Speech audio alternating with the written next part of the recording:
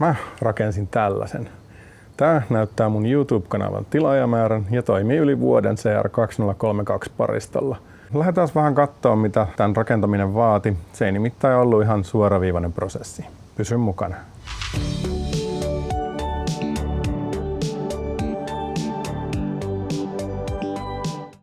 Mä halusin tehdä YouTube subscriber counterin ja mulle oli alusta saakka selvää, että mä halusin, että se kestää paristolla yli vuoden. Netistä löytyy paljon esimerkkejä, miten tällainen värkki rakennetaan ESP32 Wi-Fi-tekniikkaa käyttäen.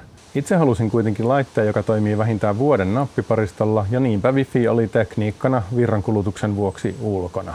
Mä päädyin käyttämään Bluetooth Low Energy eli BLE-tekniikkaa. Päätös oli helppo, sillä BLEn avulla tämä toiminta-aika oli mahdollista saavuttaa. Tähän väliin pieni disclaimer.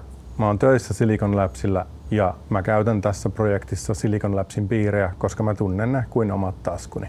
Käytin myös projektissa aika paljon tekoälyä suunnittelun apuna. Ilman tekoälyn käyttöä alle viikossa tämän värkin saaminen kasaan ei olisi mitenkään ollut mahdollista. Käydäänpä pikaisesti läpi komponentit, joita mä käytin tämän laitteen toteutuksessa. Toisin kuin Wi-Fi, BLE ei tarjoa suoraa yhteyttä internettiin, niinpä meidän täytyy saada tämä tilaajamäärä tähän vehkeeseen toimitettua jollain tapaa. Yksi tapa voisi olla esimerkiksi puhelinäppi, joka synkronoisi tilaajamäärät tähän vehkeeseen, mutta mä en halunnut lähteä kehittämään puhelinäppiä, koska siinä on omat haasteensa. Lisäksi mä en halunnut käyttää yhteyspohjasta tiedonsiirtoa, koska tämä vehje nukkuu suurimman osa ajasta ja yhteys vaatii ylläpitoa. Eli me tarvitaan se backendi, jotta me saadaan toimitettua se tieto. Ja meillä pyörii Raspberry Pissa Node-RED, joka käyttää YouTuben appia ja käy poimimassa sen tilaajamäärän. Sen jälkeen sen suorittaa pientä datamanipulaatiota ja toimittaa sen sarjaportin kautta pienelle EFR32 mikrokontrolleri kehityskortille. Ja se kortti poimii sieltä sarjaportista sen tilaajamäärän ja lähettää eteenpäin mainospakettina.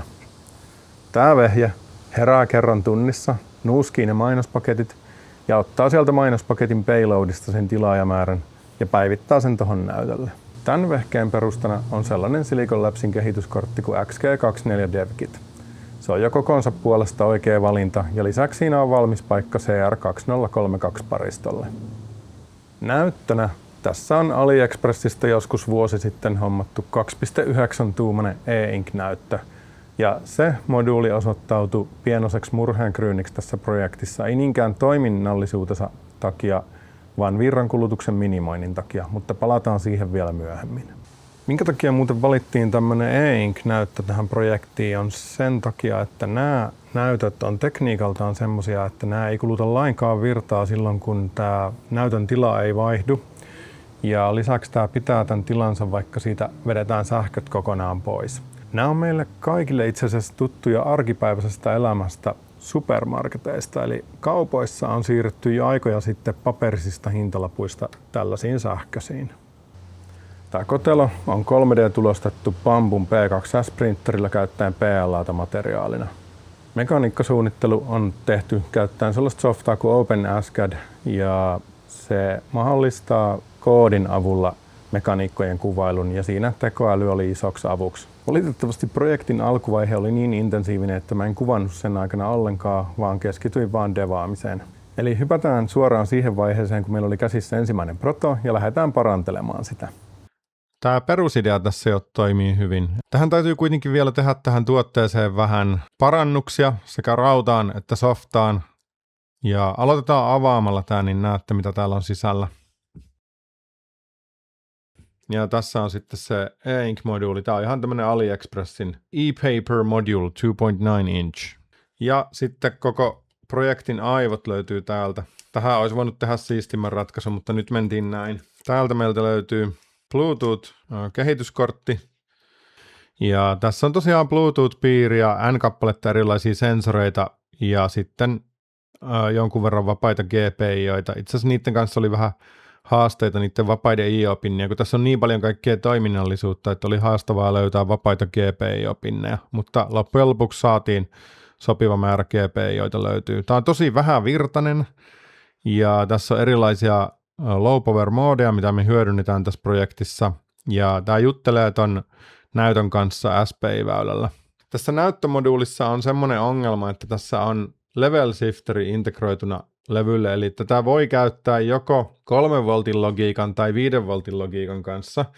Ja tämä on suunniteltu lähinnä Arduino-ympäristöä silmällä pitää, eli joissain Arduino-korteissa on toi 5 voltin logiikka, niin tässä on silloin mahdollisuus käyttäjälle tuoda tuolta VCC-pinnistä joko siis täältä reunaliittimeltä tai sitten täältä piikkirimalta, niin täältä on mahdollisuus tuoda joko 5 volttia tai 3 volttia, ja sitten tässä on hakkuriregulaattori, joka reguloi sen jännitteen 3,3 volttia, ja level shifteri, joka sitten sen level shifterin tämä ensiopuolen jännite riippuu siitä, mikä tuodaan tänne, ja toisiopuolen jännite sitten tulee täältä hakkurilta. Eli mun tapauksessa tämä on täysin turha, koska mä käytän 3,3 voltin IOta, niin tämä on täysin turha, ja tämä piiri tuhoaa mun standby-virrankulutuksen. Mutta me joudutaan tekemään tähän pieni modaus, jolla me saadaan se ratkaistua. Se näytön päivitys imee kohtalaisesti virtaa tosta, jos katsotaan, niin se on tuollaista 5 milliampeeria, mitä sinne menee, ja kesto noin 20 sekuntia. Ongelma on nyt se, että me laitetaan tämä prosessori erittäin matala virtaiseen sleep-moodiin, mutta silti tämä kuluttaa 1 milliampeeri. Jos me nyt napataan tästä käyttöjännitepinni irti tästä e-ink-modulista, niin meidän virrankulutus putoo 1,6 mikroampeeriin. Ja sen lisäksi mä haluan lyhentää näitä johtoja.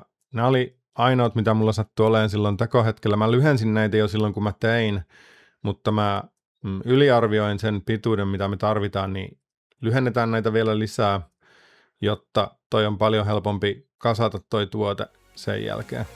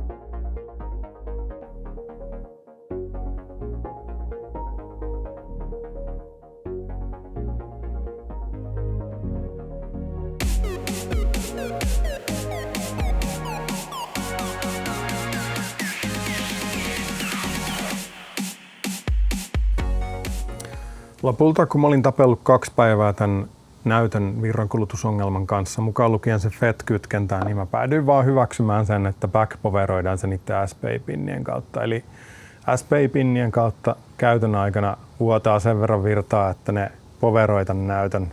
Ja se ei missään nimessä ole hyvien suunnittelukäytäntöjen mukainen, mutta se toimii ja sen avulla sleep-virrat on siellä, missä pysyykin.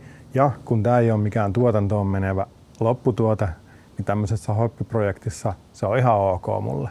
Jos mä lähtisin nyt tekemään tätä tuotetta uudestaan, niin mä valitsisin sellaisen e-ink-moduuli, missä on mahdollisimman suora yhteys sen e-ink-näytön pinneistä MCUn pinneihin. Eli ei mitään tauhkaa siinä välissä, vaan mahdollisimman suora yhteys. Prototyyppivaiheen softassa oli semmoinen ominaisuus, että se päivitti näytön joka ikisellä herätyksellä. Eli laite herää tunnin välein, skannaa sen Bluetooth-mainospaketin, joka sisältää tämän tilaajamäärän, ja sitten päivittää sen tuohon näytölle. Prototyyppivaiheen softa päivitti joka ikisen kerran sen tuohon näytölle riippumatta siitä, oliko tilaajamäärä muuttunut vai ei. Niinpä mä lisäsin softaan sellaisen checkin, että tilaajamäärä tallennetaan aina sellaiseen backup RAM-lohkoon. Ja sitten kun herätään, niin verrataan sitä Bluetoothin yli saatua lukumäärää backup RAM-lohkossa olevaan tilaajamäärään. Jos niissä ei ole eroa, niin näyttöä ei päivitetä. Ja tällä tavalla me saatiin tämmöinen perusherääminen, joka ei vaadi muutoksia, kestämään vaan noin 350 millisekuntia. Lisäksi mä laitoin koodiin sellaisen laskurin, joka laskee näitä heräämiskertoja, ja kerran 24 tunnissa tehdään varmuuden vuoksi näytölle täys refresh. Projektin tavoitteena oli vähintään vuoden elinikä CR2032-nappiparistolla. Tsekataanpa meidän virranmittauksen tulokset ja katsotaan mitä kävi. Mä tein yhden tosi pitkän virranmittaustestin, joka kesti melkein 17 tuntia. Tämän virranmittauksen aikana keskiarvo virrankulutukselle oli 7,66 mikroampeeria. Tähän mittausaikaan sisältyi 3 kappaletta näytön päivityksiä. 2 kappaletta mä injektoin alussa tahalteen, jotta saadaan sinne sitä kulutusta. Ja 1 tuli siitä, että tällainen näytön 24 tunnin aikana tehtävä 1 refresh-sykli, se sattui osumaan just tähän mittausvälille, joten sinne tuli se 3. näytön päivitys siitä. CR2032-pariston kapasiteetti ja virrankulutuksen keskiarvo huomioiden tällä tuloksella se tarkoittaisi noin 3,3 vuoden patterin elinikää. Käytännössä kuitenkin paristo ei käyttäydy kuin ideaalinen virtalähde, vaan noi näytön päivityspiikit heikentää sitä paristoa sen verran, että todellinen elinikä voisi olla ehkä jossain 2 vuoden paremmalla puolella. Lisäksi jos tilaajaa alkaa yhtäkkiä tulemaan useammin ja näitä päivityksiä sattuu useammin päivässä, niin se omalta osaltaan myös huonontaa sitä patterin elinikää.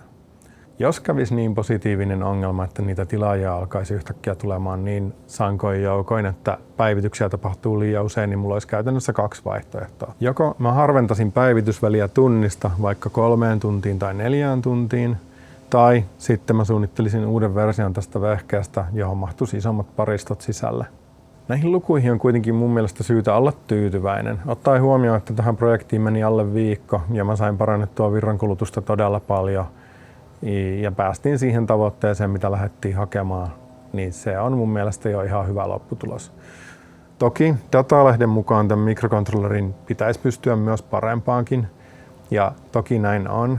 Se, minkä takia se todellinen laite vie enemmän virtaa kuin datalehden lukemat, johtuu siitä, että tässä on paljon oheislaitteita tuossa piirilevyllä, jotka aiheuttaa erilaisia vuotovirtoja. Jos suunniteltaisiin oma custom piirilevy, missä ei olisi mitään ekstra tauhkaa, vain se vaadittu minimimäärä elektroniikkaa, niin tämä virrankulutuksen optimointi olisi todella paljon helpompaa ja todennäköisesti päästäisiin hyvin lähelle, ellei jopa suoraan niihin datalehden lukemiin. Ottaen kuitenkin huomioon, että tämä vehje vei noin vajaan viikon tehdä, niin mä oon ihan tyytyväinen tähän lopputulokseen.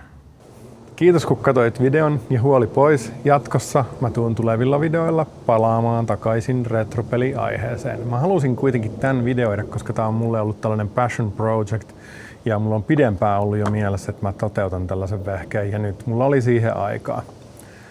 Me nähdään jälleen seuraavassa videossa. Kiitos, moi!